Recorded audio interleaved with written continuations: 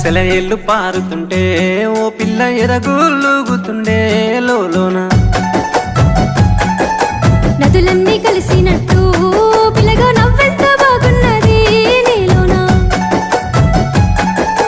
గాజుల సప్పులు గలుగల్లు మోగంగా గజ్జెల పట్టీలు గంటేసి ఆడంగా వరిగడ్డి మోపు ఎత్తి ఓ పిల్ల వయ్యారి నడుము పవే ఈ వేళ సిగ్గు సింగ